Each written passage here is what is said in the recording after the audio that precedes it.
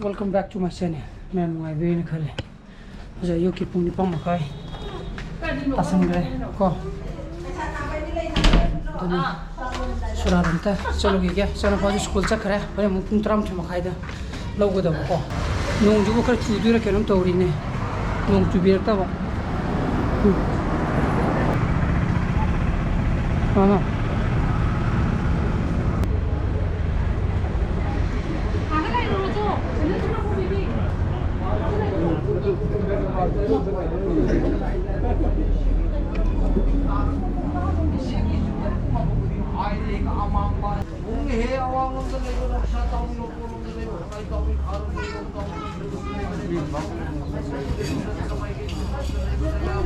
अदना सुरार खागो होंगनोबो खागो वारी खागो होबो होरेबो को सिनि शेगी को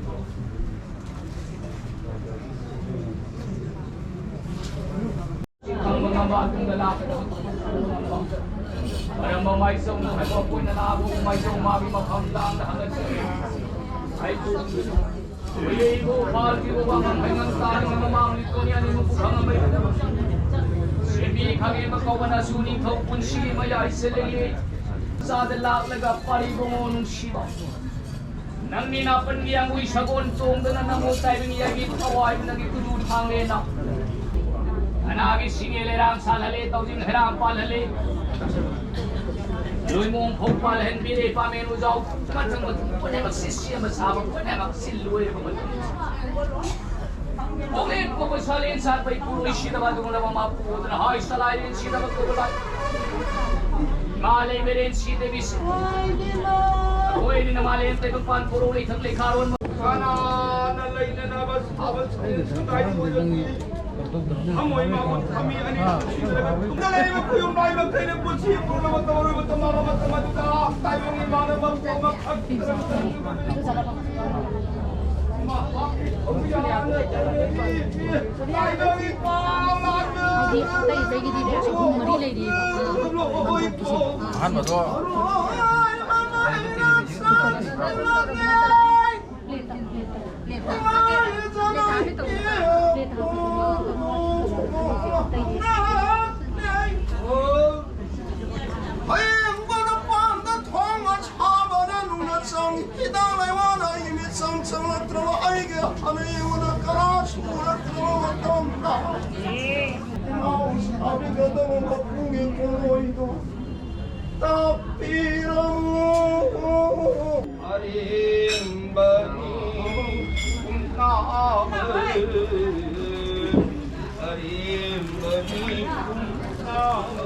Kung tama thoy Angele sana faz log chaga done ko lei kapar do daga ka lei kapar nang gudro kala done ba okay ye yahora ge done lei kapar lei thadar ma ga log chake to guni tram thim kai ta sala tram thim kai ta sala ture ba done nan gari ge long thodo ko thana ma ne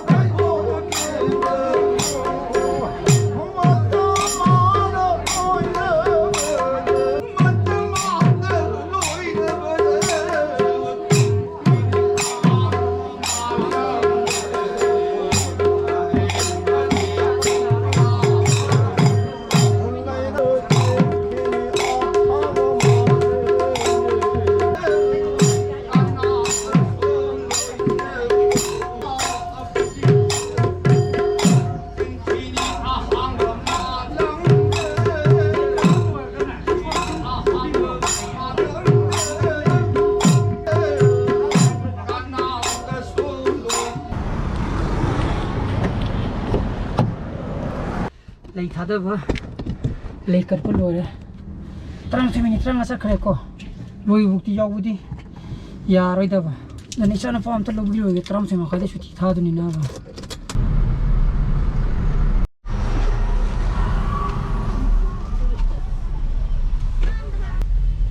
ꯏꯆꯟ ꯅꯨꯄꯥ ꯂꯧꯔꯦ ꯉꯁꯤꯗꯤ ꯃꯥ ꯈꯔ ꯉꯟꯅ ꯊꯣꯛꯂꯛꯑꯦ 11 ꯃꯈꯥꯏ ꯍꯦꯛ ꯇꯥꯕꯒ ꯑꯦꯛꯖꯥꯝ ꯀꯝꯗꯧꯒꯦ ꯅꯨꯡꯉꯥꯏꯕ꯭ꯔꯣ ꯅꯨꯡꯉꯥꯏꯔꯦ ꯂꯣꯏꯅꯃꯛ ꯈꯪꯕ꯭ꯔꯣ ꯀꯃꯥꯏꯅ ꯇꯧꯒꯦ ꯀꯣꯏꯁꯟꯗꯤ ꯂꯣꯏꯅꯃꯛ ꯈꯪꯕ꯭ꯔꯕ ꯈꯪꯉꯦ ꯌꯥꯝ ꯐꯔꯦ ꯂꯣꯏꯈ꯭ꯔꯕ꯭ꯔꯥ ꯂꯣꯏꯗ꯭ꯔꯤꯕ꯭ꯔꯥ ꯈꯪꯗꯦ ꯂꯣꯏꯗ꯭ꯔꯤ ꯃꯥꯜꯂꯦ ꯑꯝꯇ ꯆꯪꯉꯨꯈꯤꯒꯦ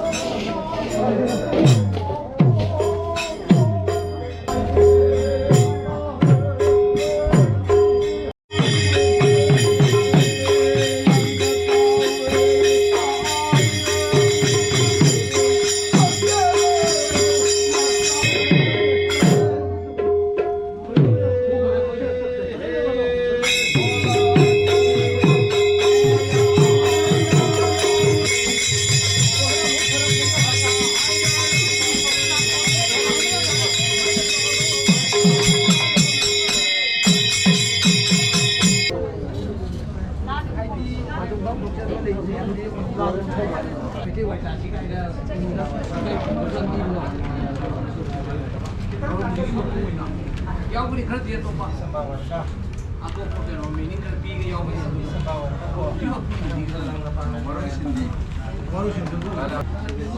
मनु की वो क्या यार वो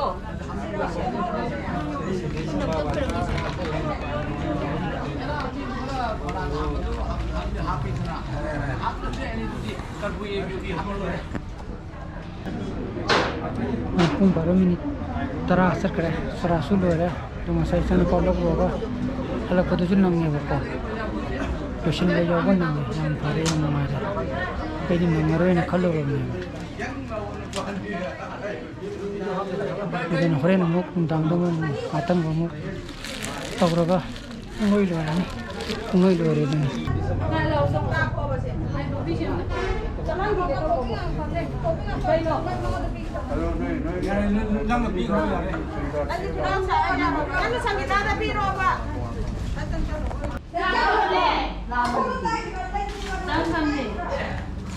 ai cái phẩm nó sao làm gì ai sao làm gì hết chị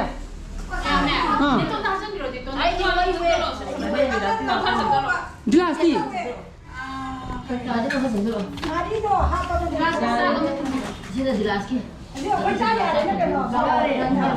chak to hai mama tasang gare adan petri jo hata chas to hogi ge ren dang di matang jo cha ga da mine ko to na camera ji ju petri ya petri chas to hogi ge to nong jo hojik ka ga til chule mas hai chu de yam phare ai ding sa chu ra tra pakal ro ni nong je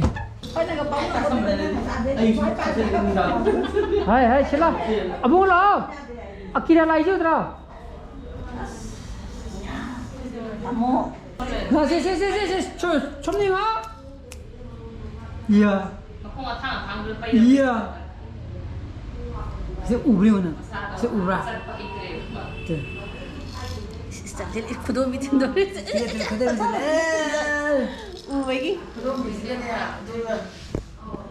Pung terus makai, tak salah. Hinjang ni lohor betul me. Nah, kenapa? Oh, ada na. Teri makai swai dah tisar ni apa? Tu biar semua tu kadi kaya ni.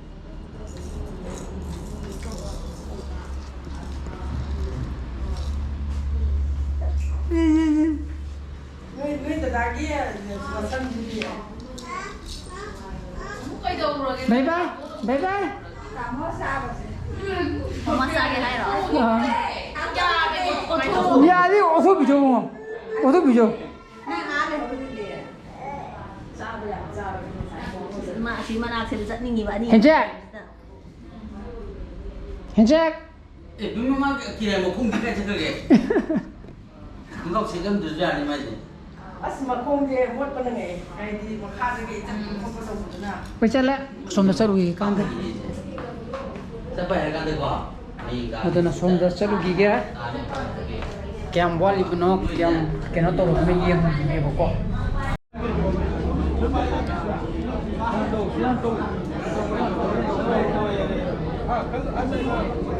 ꯑꯁꯤꯗ ꯈꯣꯏꯔꯝꯃꯤꯁꯤꯅ ꯑꯩꯈꯣꯏꯒꯤ ꯅꯍꯥꯟꯃꯨꯛ ꯑꯩꯈꯣꯏꯒꯤ ꯃꯪ ꯂꯣꯏꯁꯟꯕ ꯀꯥꯡꯕꯨꯗꯨꯅꯦꯕꯀꯣ ꯑꯗꯨꯒꯤ ꯗꯈꯤꯅꯥ ꯇꯧꯕ ꯍꯥꯏꯇꯥꯔꯦ ꯑꯗꯒꯤ ꯁꯤꯗ ꯂꯥꯏ ꯈꯨꯔꯝꯒꯗꯕ ꯂꯩꯔꯤ ꯂꯥꯏ ꯈꯨꯔꯝꯕ ꯂꯣꯏꯔꯒ ꯆꯥꯛ ꯊꯥꯔꯅꯦꯕꯀꯣ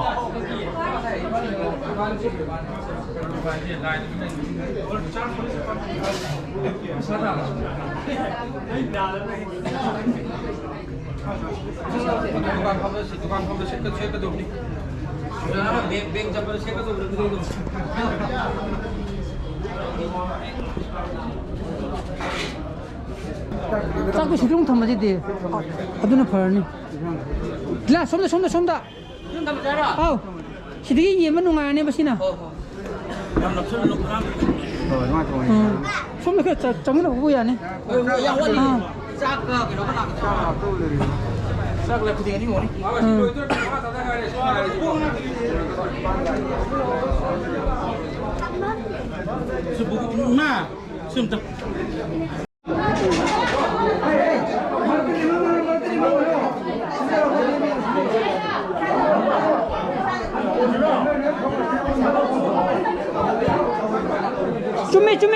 시 쭈매 아도 오늘래 손도로 아우 손도 오면 봐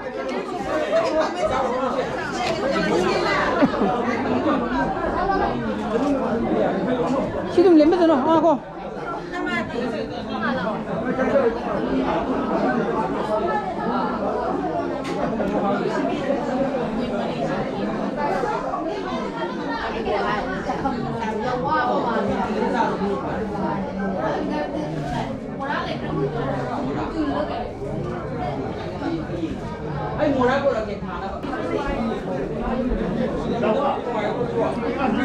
야니 싫으자니 얌레리 좀 커 야라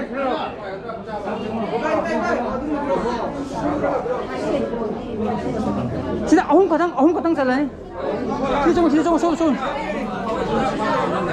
하 란 감 거기 아이 cái này nào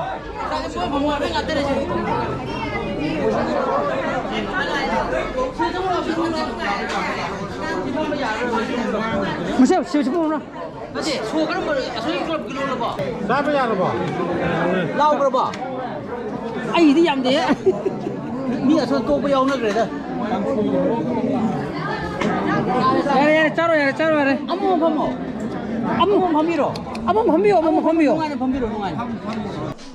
내가 봐 더야 래 이사는 봐 아기 보고니다 하 마네 ngatung bahiji nga khatang chaba numit khangaba nangi nga sarak tabudo ngari nga tai nga nung chak tabudo ngasi chaba mane yandara ba aduna hoji pung 8 minute tra nga sakra chak twe ngatang re lore ko adu mayam phajana pangthokre aduna mayam engasi gi blogs di mata introduction jarage ai blogs pa muthogadi like to biramo share to bio sampai to